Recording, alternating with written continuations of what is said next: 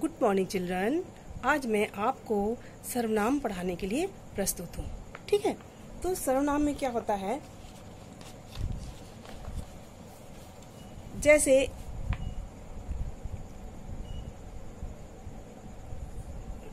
राम चित्र बना रहा है, ठीक है, उसकी इसमें बहुत रुचि है।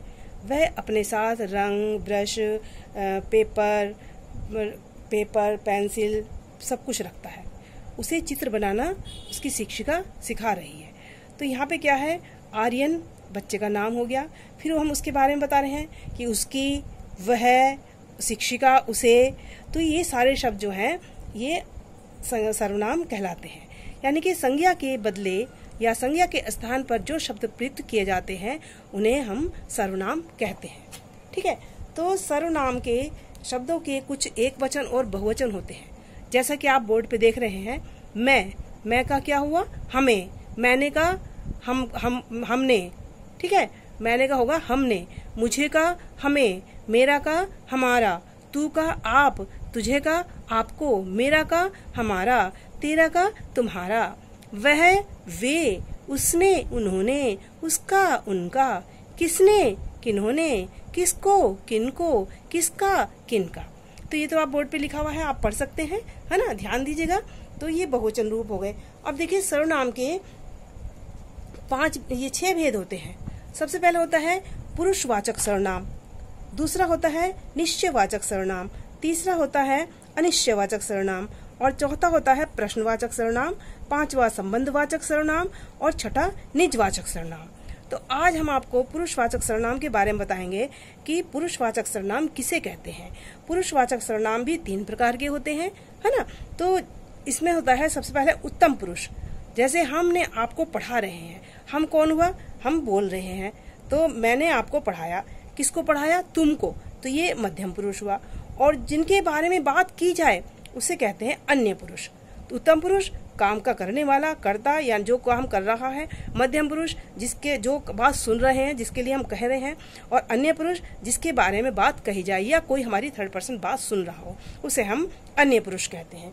तो आपको पुरुषवाचक सर्वनाम की परिभाषा समझ में आ गई होगी। अब मैं आपको बताऊंगी निश्चयवाचक सर्वनाम। निश्चयवाचक सर्वनाम किसे कहते हैं, निश्चयवाचक जिसमें बिल्कुल निश्चित हो ये सामान मेरा है ना, उसे हम निश्चयवाचक सर्वनाम कहते हैं। जो सर्वनाम शब्द किसी निश्चित व्यक्ति या वस्तु के लिए प्रयोग किए जाते हैं उन्हें निश्चयवाचक सर्वनाम कहते हैं। जैसे ये पुस्तक मेरी है ना, तो बिल्कुल हम पक्का करें कि पुस्तक मेरी है, तो यह पुस्तक या ये पुस्तक मेरी है। वे रमा के मित्र हैं, यानी कि बिल्कुल कन्फर्म है, बिल्कुल निश्चित है, तो ये निश्चयवाचक सर्वनाम हुआ। अनिश्चयवाचक सर्वनाम में क्या होता है कि जो सर्वनाम किसी प्राणी या वस्तु का निश्चित बोध नहीं कर पाते, वो अनिश्चयवाचक सर्वनाम कहते हैं। जैसे दरवाजे पर कोई खड़ा है, पक्का खड़ा तो है लेकिन क्या है पता नहीं चल रहा। किसी का बस्ता बस में रह गया, अब किसका रह गया। तो जहां पर किसी के नाम के लिए या किसी के लिए बताया जा रहा है, जहाँ अनिश्चित हो, तो उसको हम अनिश्चयवाचक सर्वनाम कहेंगे। प्रश्नवाचक सर्वनाम में जब कोई प्रश्न पूछता है, बाहर कौन खड़ा है, तो हाथ में क्या है, तो ये जो है प्रश्नवाचक सर्वनाम कहलाता है।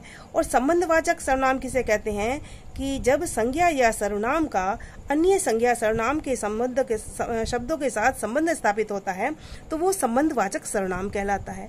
जैसे जो करेगा सो भरेगा, जो मेहनत करेगा वह अच्छे अंक पाएगा, ठीक है। और निजवाचक जो सर्वनाम होता है उसमें खुद के लिए, स्वयं के लिए प्रयोग किया जाता है। जैसे मैं अपना काम अपने आप कर लूंगा, है ना, या मैं स्वयं चला जाऊंगा, तो ये आपका हो गया निजवाचक सर्वनाम। तो बच्चों सर्वनाम जो है बहुत आसान है, इसको आप सारा याद कर लीजिएगा, ये बहुत अच्छा है ना। ठीक है, आज मैं इतना ही पढ़ाऊंगी, नेक्स्ट मिलते हैं नेक्स्ट वीडियो में। ओके।